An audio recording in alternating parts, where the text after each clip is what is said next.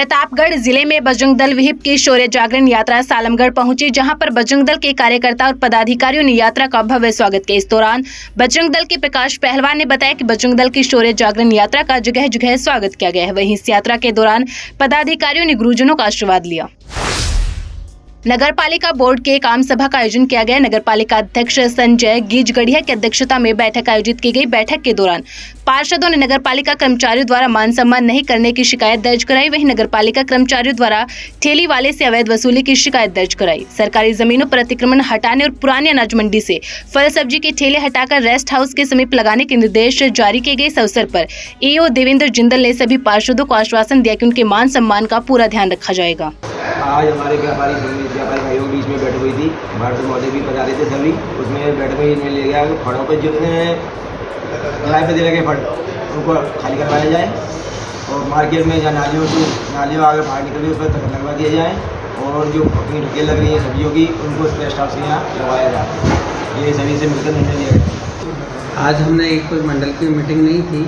हमारी व्यापारियों को अतिक्रमण हटाने को लेकर जो मंडल ने निर्णय लिए थे उस पर जो कार्रवाई क्रियान्वित हो रही है उससे आहत व्यापारियों ने अपनी गुजारिश के लिए हमें सुझाव और समस्याएं बताई थी। उस पर चर्चा करने के लिए हमने मंडल के जो सभी सभासदों को आमंत्रित किया, व्यापारियों को आमंत्रित किया और उनकी समस्याएं सुनी। उस पर सकारात्मक निर्णय लिया। उसमें पहला निर्णय हमारा ये था कि जो फ्रूट और सब्जी मंडी है वो एक निर्धारित स्थानीय गेस्ट हाउस उसके आसपास लगाई जाए, तो उस पर सहमति बनी है। जोधपुर शहर के उपनगरीय रेलवे स्टेशन भगत की कोठी पर 2 ट्रेनें दुर्घटनाग्रस्त हो गई। मंडल रेल प्रबंधक पंकज कुमार सिंह समेत समस्त रेलवे विभाग के जिम्मेदार दुर्घटना स्थल पर पहुंचे। साथ ही आरपीएफ, एनडीआरएफ, सीआरपीएफ, स्थानीय पुलिस और चिकित्सा विभाग एवं एम्बुलेंस भी मौके पर पहुंचे। डिब्बे में फंसे सभी यात्रियों के कोच को गैस कटर से काटकर बाहर निकाला गया। इसकी सूचना मिलने पर क्षेत्र में सनसनी फैल गई थी, लेकिन जैसे ही पता चला कि सिर्फ रेलवे प्रशासन की ओर से मॉक ड्रिल थी, जिसके बाद लोगों ने राहत की सांस ली। ये एक मॉक ड्रिल, हमारा प्लान एक मॉक ड्रिल था जिसकी सूचना किसी को भी नहीं थी। लेकिन जैसे ही वो ये सूचना दी गई तो सभी लोग वहाँ तुरंत इमीडिएटली पहुँच गए। सारे डिपार्टमेंट्स जिसमें मुख्यतः एनडीआरएफ की टीम, एसडीआरएफ की team, state police, RPF, ambulance और रेल विभाग के सभी डिपार्टमेंट्स वहाँ इमीडिएटली पहुँच गए और पूरी टीम तुरंत गति से जो उन्हें अपनी एक्टिविटी करनी थी उन्होंने किया और यह पूरे टीम का सामंजस्य देखने को वहाँ मिला। सभी ने अपने स्किल के तरीके से सभी टाइप की एक्टिविटी को टाइमली पूरा किया और यह मॉक ड्रिल पूर्णतया सफल रहा। आरपीएससी द्वारा चयनित अध्यापक लेवल प्रथम के अभ्यर्थियों की काउंसलिंग जिला परिषद सभागार में आयोजित की गई। 3 दिन चलने वाले इस काउंसलिंग में पहले दिन 242 अभ्यर्थियों को बुलाया गया। जिला शिक्षा अधिकारी सुरेंद्र भाटी ने बताया कि प्रारंभिक शिक्षा के स्कूलों में अध्यापक लेवल चयनित अभ्यर्थियों की 3 दिन काउंसलिंग कर नियुक्ति की जाएगी। ये अभी 2022 की L1 की भर्ती है। L1 की भर्ती की काउंसलिंग करवाई जा रही है। 20, 21 और 22 3 दिन चलेगी। आज 242 कैंडिडेट मिले। टोटल 600 कैंडिडेट है, उसमें से इसके 55 कैंडिडेट विशेष शिक्षा के भी हैं। तो इनके लिए जितने कैंडिडेट है उतने विद्यालय खोले गए हैं और जो सरकार के नियमानुसार वरीयता बनाई गई है उस वरीयता से काउंसलिंग की जा रही है। पहले रजिस्ट्रेशन था सुबह, अब काउंसलिंग चल रही है।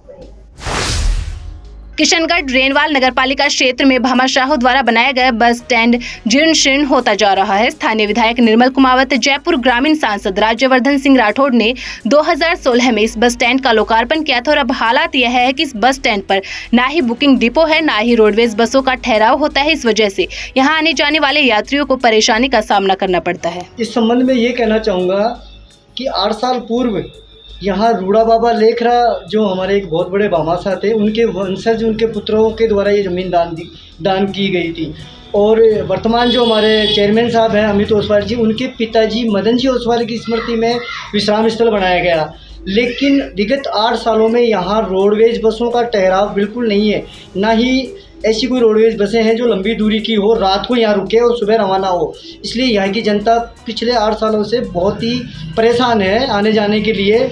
और इस चीज़ में मैं ये कहना चाहूँगा कि यहाँ के वर्तमान पार्षद, विधायक, सांसद इन सब की अनदेखी की वजह से यहाँ की रहने वाली की जनता त्रस्त है। बहुत अच्छा बना हुआ है, लेकिन अब जाके 8 साल में इसकी कंडीशन ये हो चुकी है कि यहाँ की विश्राम स्थल की छतें, दीवारें और फर्श एक तरह से टूट चुका है, टूटने के कगार पे है।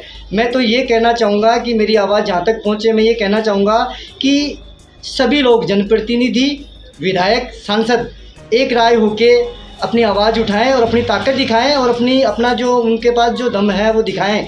और यहाँ पे रोडवेज बसों का जो कार्यालय है उसे खोला जाए, वहाँ स्टाफ लगाया जाए और यहाँ रात्रि बसें रुकने का और मॉर्निंग में रोडवेज बसें स्टार्ट होने का, ये सारी चीज़ें यहाँ हो तो रेनवाल की जनता को बहुत लाभ मिल सकता है। जयपुर में बारिश का दौर जारी है, जिसकी वजह से प्रेमनगर पुलिया रोड नंबर 30 में बारिश का पानी भरने और पानी की निकासी नहीं होने के कारण राहगीरों को परेशानी का सामना करना पड़ रहा है, जिसको लेकर पार्षद विमल शर्मा को कई बार अवगत करवाया गया। उसके बावजूद कोई ध्यान नहीं दिया जा रहा और ऐसे में क्षेत्र में मौसमी बीमारियों का प्रकोप भी बढ़ने लगा है। जोधपुर में रातानाड़ा और शास्त्री नगर थाना क्षेत्र में बिल्डर और ज्वेलरी कारोबारी महिला से लॉरेंस बिश्नोई के नाम पर रंगदारी मांगने के मामले में पुलिस ने कार्रवाई को अंजाम दिया है। पुलिस ने मामले में आरोपी को गुजरात के सूरत से गिरफ्तार किया है। पुलिस उपायुक्त डॉक्टर अमृता दुहन ने बताया कि आरोपी का लॉरेंस से कोई लेना देना नहीं है। आरोपी ने अपने शौक पूरा करने के लिए लाखों रुपए की फिरौती मांगी थी। 16 सितंबर को थाना रातानाड़ा जोधपुर पूर्व और थाना शास्त्री नगर जोधपुर पश्चिम शाम को लगभग 7 बजे 2 व्यवसायियों के पास कॉल आई थी, व्हाट्सएप कॉल आई थी एक अननोन नंबर से, जिसमें उसको धमकाया गया था और 50 लाख की डिमांड रखी गई थी, अन्यथा उसको कोई नुकसान पहुंचाने की धमकी दी गई थी। इस दोनों कॉल्स एक ही दिन आने पर जो सीपी साहब है जोधपुर कमिश्नरेट के, उन्होंने इसको बहुत गंभीरता से लिया। डीसीपी वेस्ट और मुझे पूरे इसमें निर्देश दिए कि त्वरित कार्रवाई हेतु मुकदमा तुरंत दर्ज किया गया और एक संयुक्त टीम का गठन किया गया थाना अधिकारी रातानाड़ा व शास्त्री नगर के नेतृत्व में। और इसमें जो टीम ने तकनीकी माध्यम से अनुसंधान करते हुए जो आरोपी है, मुख्य आरोपी है, उसको आज सूरत से दस्तयाब करके थाना रातानाड़ा में उसको गिरफ्तार किया गया है। पायलट समर्थक नरेश मीणा की रिहाई की मांग को लेकर 12 जिला कलेक्ट्रेट पर समर्थक धरने पर बैठे थे। वहीं नरेश मीणा की जमानत होने के बाद समर्थकों में खुशी दिखाई दी। इस दौरान नरेश मीणा ने धरने पर बैठे हजारों समर्थकों का आभार जताया और खान और गोपालन मंत्री प्रमोद जैन भाया पर तीखा हमला बोलते हुए कहा कि नरेश मीणा गुलाल से होली खेलना जानता है तो गोली की होली खेलना भी जानता है। जिसके बाद मीणा के समर्थक खान मंत्री के घर का घेराव करने के लिए रवाना हुए तो आनन फानन में मंत्री के घर पर भारी पुलिस बल लगाया गया और काफी समझाइश के बाद नरेश मीणा के समर्थक वापस लौट गए। 12 में 67वीं राज्य स्तरीय जूडो प्रतियोगिता का उद्घाटन शुक्रवार को होगा। डीईओ पीयूष कुमार शर्मा और संयुक्त संचालन सचिव ममता शर्मा ने बताया कि उद्घाटन कार्यक्रम के मुख्य अतिथि विधायक पानाचंद मेघवाल होंगे। जूडो प्रतियोगिता में आने वाले खिलाड़ियों के लिए आदिनाथ गार्डन, हरियाली और गणपति गार्डन में रुकने की व्यवस्था की गई है। जूडो प्रतियोगिता में राज्य के 50 जिलों से 700 से अधिक खिलाड़ियों के भाग लेने की संभावना है। राज्य स्तरीय जूडो 14 वर्षीय जूडो प्रतियोगिता हमारे 12 जिले में आयोजित हो रही है, जिसकी संयोजक गजनपुरा के प्रिंसिपल महोदया है और इसकी सारी तैयारियां हमने कर ली है। ये टूर्नामेंट 22 तारीख से स्टार्ट होगा। 3 रिसोर्ट के अंदर यहाँ पर व्यवस्था की है, जो खिलाड़ी आएंगे उनको किसी तरह की असुविधा न हो, इसलिए हमने पूरी तैयारियां कर ली है और सभी तरह की समितियों का गठन करके उनको दायित्व दे दिए गए हैं और ये प्रतियोगिता बहुत ही अच्छे तरीके से यहाँ पर संपन्न होंगी। हमारे 12 का जो नाम हमेशा खेलों के लिए अग्रणी रहा है, इस प्रतियोगिता के बाद में भी ये 12 का नाम यहाँ से जो खिलाड़ी जाएंगे अच्छी यादें लेकर के जाएंगे, ऐसी उम्मीद करता हूँ। धन्यवाद। 12 जिले नाहरगढ़ सीएससी पर पीपीएचएफ द्वारा SBI foundation, SBI cab security के सहयोग से नेत्र जांच शिविर का आयोजन किया गया। पीपीएचएफ के जिला समन्वयक आकाश मीणा ने बताया कि जिला स्वास्थ्य विभाग के सहयोग से यह शिविर संपन्न हुआ। शिविर में 40 पेशेंटों की जांच की गई। इस दौरान लाभार्थियों की आंखों का नंबर उपलब्ध करवाया गया। साथ ही 22 मरीजों को मोतियाबिंद के ऑपरेशन के लिए सीएससी केलवाड़ा बुलवाया गया है। आगामी विधानसभा चुनाव में कुछ ही दिन बचे हैं, ऐसे में नेताओं के बीच जुबानी जंग भी तेज हो गई है। इसी कड़ी में पूर्व सांसद और विधायक संतोष अहलावत ने कांग्रेस पूर्व विधायक श्रवण कुमार पर जमकर हमला बोला और कहा श्रवण कुमार उम्र के इस पड़ाव में भी उनकी भाषा पर काबू नहीं है। महिलाओं के सम्मान के बारे में वो जानते नहीं है। महिलाओं को लेकर टिप्पणी करना जैसे उनके डीएनए में है। यहाँ का जो पूर्व विधायक है उसका है, वो तो कुछ ही बोल रहा है, उसके ज़बान के ऊपर लगाम नहीं है। महिलाओं के लिए अब्यूजिंग लैंग्वेज बोलता है, किसी की बाल पे टिप्पणी, किसी के कपड़ों पे टिप्पणी, किसी के चाल पे टिप्पणी। मैं समझती हूँ इतने बड़े 77 साल के आदमी के जो सरपंच से रह के और विधानसभा अध्यक्ष भी रहा और एक लोकसभा का चुनाव भी वो लड़ चुका है, इतने बड़े आदमी की जुबान नहीं सुधरी अगर आज तक, तो मैं समझती हूँ कि हमारी जनता के साथ एक बार दो बार ठगी वो कर चुका है। अब बोरिया बिस्तर गोल।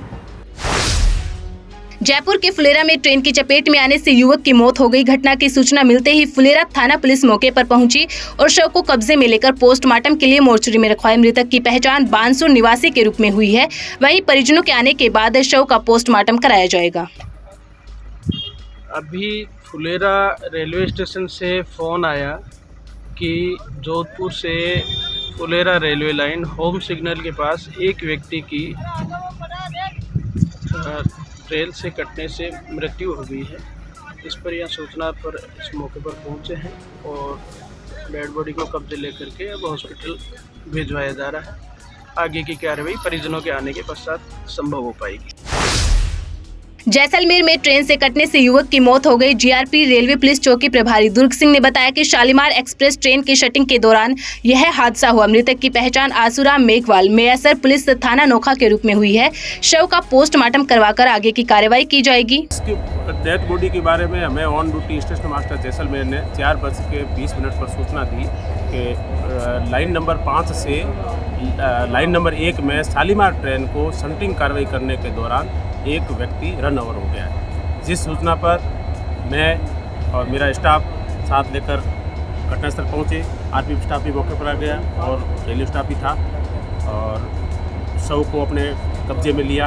उसकी शिनाख्ती की पहचान हेतु फिर मीडिया वगैरह में व्हाट्सएप पर फोटो भेजे गए, जिसकी अभी इसकी पहचान आसूराम सन ऑफ सुखाराम जाति मेघवाल उम्र 28 वर्ष निवासी मैयासर तहसील व पुलिस थाना नोखा जिला बीकानेर के रूप में हुई है। यह यहाँ कोई होटल में मजदूरी का कार्य करना बताया गया। कठुमर में परंपरागत कृषि विकास योजना वर्ष 2023-24 के अंतर्गत ब्लॉक स्तरीय एक दिवसीय जैविक खेती आधारित प्रथम कृषक प्रशिक्षण शिविर का आयोजन किया गया, जिसमें 5 गांवों के 100 किसानों ने भाग लिया। जिसमें प्रशिक्षण प्रभारी एवं सहायक कृषि अधिकारी डॉक्टर नरेश पाराशर ने कार्यक्रम की जानकारी देते हुए कार्यक्रम का शुभारंभ किया। साथ ही रिटायर्ड एएओ कठुमर पदम सिंह ने जैविक खेती की आधारभूत जानकारी देते हुए जीरो बजट नेचुरल फार्मिंग या गो आधारित परंपरागत देशी खेती को अपनाने पर जोर दिया। मुख्यमंत्री अशोक गहलोत ने महिलाओं और बालिकाओं के लिए 246 सुरक्षा एवं सलाह केंद्र खोलकर प्रदेश की ग्रामीण और शहरी महिलाओं को बड़ी राहत प्रदान की है। मुख्यमंत्री गहलोत ने अपने बजट घोषणा में प्रदेश की महिलाओं को न्यायालय के बिना सही समय पर सुरक्षा एवं सलाह देने की जो घोषणा की थी, वह अब धरातल पर साकार होती दिखने लगी है। इसी कड़ी में जोधपुर में चल रहे 3 महिला पुलिस थानों के अलावा मुख्यमंत्री गहलोत की मंशा अनुरूप महिला अधिकारिता ने जोधपुर जिले में अब 10 नए सेंटर्स और खोल दिए। इनाया फाउंडेशन जयपुर की पहल पर महिला सुरक्षा एवं सलाह केंद्र का शुभारंभ कुड़ी भक्तसानी पुलिस थाने में किया गया। मैं रूपम चौधरी सामाजिक सलाहकार के रूप में मुझे यहाँ पे नियुक्त किया गया है और महिलाओं के काउंसलिंग के लिए मुझे यहाँ नियुक्त किया गया है। जितनी महिलाओं से जुड़ी हुई जितनी भी समस्याएं हैं उनका समाधान करने के लिए मुझे यहाँ पे नियुक्त किया गया है। जैसे कि महिलाओं के साथ बहुत सारे अत्याचार या पारिवारिक जितनी भी समस्याएँ होती हैं उनको वो थाने आने में डरती हैं, पुलिस थाने में आने से डरती है। इसीलिए हम लोगों को काउंसलर के रूप में रखा गया। तो वो हमारे पास आएंगी तो हम अपनी सारी समस्याओं को खुलकर बोलेंगी और बताएंगी और हम उसका समाधान करेंगे और बहुत सारे परिवारों को जोड़ने की कोशिश करेंगे। राजस्थान के सरकार की बजट घोषणा में कहा गया था कि जो महिला सुरक्षा एवं सलाह केंद्र है, जो अभी तक हमारे महिला थानों में काम कर रहे हैं, बेसिकली हर सर्किल पे एक महिला सुरक्षा और सलाह केंद्र खोला जाएगा। तो गवर्नमेंट की तरफ से और महिला निदेशालय महिला अधिकारिता की तरफ से विभिन्न सर्किल स्तर पे महिला सुरक्षा एवं सलाह केंद्र खोले गए हैं। इस ही उसमें हमारे जिला वेस्ट जोधपुर पश्चिम में 2 सर्किल में प्रतापनगर और बोरानाला में महिला सुरक्षा एवं सलाह केंद्र खोले गए हैं, जिसमें से एक महिला सुरक्षा सलाह केंद्र इनाया फाउंडेशन की तरफ से खोला गया है, जिसका आज इनॉग्रेशन किया जा रहा है। उत्तराखंड के मुख्यमंत्री पुष्कर सिंह धामी कोटा दौरे पर रहे। इस दौरान मुख्यमंत्री धामी ने डीसीएम गेस्ट हाउस में पत्रकारों से बातचीत करते हुए गहलोत सरकार पर जमकर निशाना साधा और कहा, कांग्रेस सरकार ने केंद्र से आने वाले पैसों से जबरदस्त भ्रष्टाचार किया है, जिसको जनता पूरी तरह से समझ चुकी है। राजस्थान में इस बार परिवर्तन निश्चित है। साथ ही कहा कि राजस्थान में डबल इंजन की सरकार बनेगी तो विकास के कार्य प्रशस्त होंगे। जयपुर रोड पर एक प्राइवेट स्कूल की बस और पिकअप गाड़ी में जबरदस्त टक्कर हो गई। हादसे में करीब 1 दर्जन बच्चे घायल हो गए। सभी घायल बच्चों को पीबीएम अस्पताल में भर्ती कराया गया है। जानकारी के अनुसार 2 बच्चों की हालत गंभीर बताई जा रही है। पूर्व डिप्टी सीएम सचिन पायलट ने निवाई में स्थित देवधाम जोधपुरिया में हुंकार भरी, जहां पर सचिन पायलट ने भगवान देवनारायण के दर्शन कर सभा को संबोधित किया। सभा को संबोधित करते हुए कहा, हर 5 साल में चुनाव आते हैं और जनता निर्णय करती है और मैं आप सभी का आशीर्वाद लेने आया हूं और धन्यवाद करने आया हूं कि प्रदेश की जनता, किसान, युवाओं ने हमेशा हमारा साथ दिया।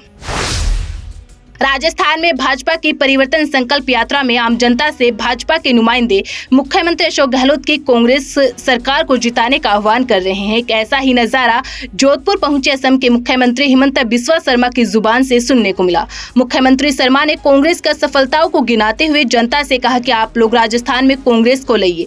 गौरतलब है कि मुख्यमंत्री हिमंता से पहले केंद्रीय कानून मंत्री अर्जुन राम मेघवाल की फिसलती जुबान भी राजस्थान में कांग्रेस को जिताने की अपील कर चुके हैं। निहालगंज थाना इलाके की केडी शास्त्री मैरिज होम के सामने रहने वाले एक संविदा कर्मी ने ब्लेड से हाथ की नस काटकर आत्महत्या कर ली। घटना की सूचना मिलते ही पुलिस मौके पर पहुंची और शव को कब्जे में लेकर पोस्टमार्टम करवाया। थाना प्रभारी भोजाराम ने बताया कि मृतक के शव का पोस्टमार्टम करने के बाद परिजनों को सुपुर्द कर दिया गया है, जिसकी रिपोर्ट आने पर अगली कार्रवाई की जाएगी। निहालगंज थाना क्षेत्र में शास्त्री नगर कॉलोनी में एक व्यक्ति ने सुसाइड किया है। प्रथम दृष्टि सुसाइड लग रहा है, उसके हाथ की नसें वगैरह कटी हुई है। फिर जो पोस्टमार्टम करवा दिया गया है और सभी एंगलों पे एक बार जांच की जा रही है। देश और दुनिया की हर बड़ी खबर के लिए सब्सक्राइब करें नवतेज टीवी और पल पल के अपडेट्स के लिए बेल आइकन को दबाना ना भूलें, क्योंकि आपकी खबरों का भरोसेमंद साथी है नवतेज टीवी।